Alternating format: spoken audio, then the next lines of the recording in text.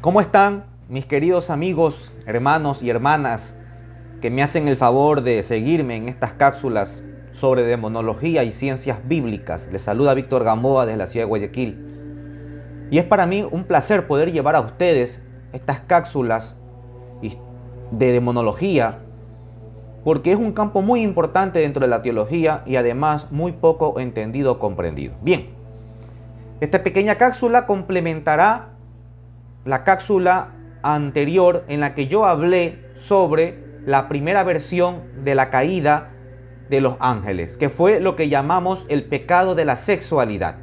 Si desean, lógicamente, escuchar esta versión, tienen que ir al video anterior que está en mi canal.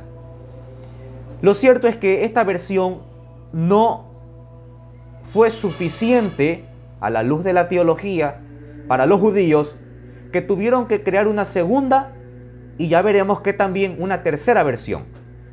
¿Por qué no la primera? Porque sencillamente los judíos entendieron que los ángeles no podían tener relaciones con una mujer.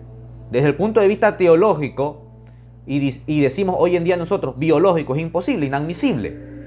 Pero más allá de eso, ellos también, por tradición oral, sabían que los ángeles habían caído en desgracia por libre voluntad antes de la creación del hombre. Entonces, en el relato del pecado de la sexualidad, vemos que la caída sucede en la época diluviana. Entonces, esto no concordaba. Crearon una segunda versión. Esta segunda versión, a la que yo le he llamado el pecado de la envidia, sucede en torno al siglo II antes de Cristo. ¿Y por qué la envidia? Porque la envidia nos demuestran los textos bíblicos que pueden llevar a la muerte espiritual. Por ejemplo, en Proverbios 14:30 dice: la envidia corroe los huesos. En Job 5:2 dice, por ejemplo, la envidia hace morir al necio. Y por ejemplo, en Proverbios 27:4 dice: la ira es cruel, el enojo es destructivo, pero la envidia es algo irreversible. Y efectivamente, la caída de los ángeles fue irreversible. Bien, ¿qué dice esta segunda versión? Dice que los ángeles, al darse cuenta que Dios determinó por su amor infinito crear al hombre, y que además, dicho sea de paso, los creó a su imagen y semejanza, entonces sintieron envidia. ¿Por qué? Porque los ángeles fueron creados, si bien es cierto en cuanto a naturaleza, superior a nosotros, porque ellos solamente son puro espíritu, igual que Dios, pero en cuanto a la gracia, son inferiores. ¿Por qué? Porque Dios a ellos los creó como simples hijos de Dios, criaturas que tenían un fin específico: adorar, llevar un mensaje, proteger al hombre. Pero en cambio a nosotros, al crearnos a su imagen y semejanza, tenemos atributos y cualidades que nos comparte el buen Dios. Y eso nos hace superiores a los ángeles. Entonces sintieron envidia. ¿Cómo es que el hombre que viene del barro, que es por naturaleza inferiores a nosotros, resulta que son superiores a nosotros en cuanto a la gracia? Y dijeron: no vamos a seguir los mandatos de Dios porque Dios es injusto. Y decidieron rebelarse libre y voluntariamente. Esta es la segunda versión, tanto así que en el año 100, más o menos, antes de Cristo, surgió un libro que se llama La vida de Adán y Eva, donde este relato toma mayor énfasis, mayor expansión literaria, ¿sí? Entonces, este relato tiene ventajas. Primero, que el pecado encaja mucho mejor con la naturaleza de los ángeles, de estos ángeles. Es decir, que son seres espirituales puros. Por lo tanto, no andan pensando en el sexo o en la relación sexual.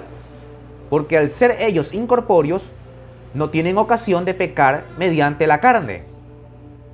Segundo, ubicaba el origen de estos ángeles, de estos seres espirituales caídos, impuros, antes de la versión de Noé, antes del relato diluviano de la época de Noé, es decir, antecedía a la primera versión. Por lo tanto, esta versión encajaba en tiempos cronológicos mucho mejor que la primera versión.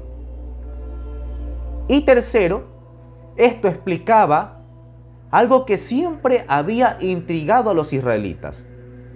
¿Por qué se empeñaba tanto el diablo a tentar a los hombres? Claro, le tenía envidia, le tenía odio, nos tiene envidia y trata siempre de hacernos caer para que nosotros, al igual que ellos, también vivamos por la eternidad alejados de Dios. Entonces, esta versión, que fue muy importante, pero que también tuvo una dificultad. Y es por eso que va a surgir la tercera versión, que será mencionada en la siguiente cápsula.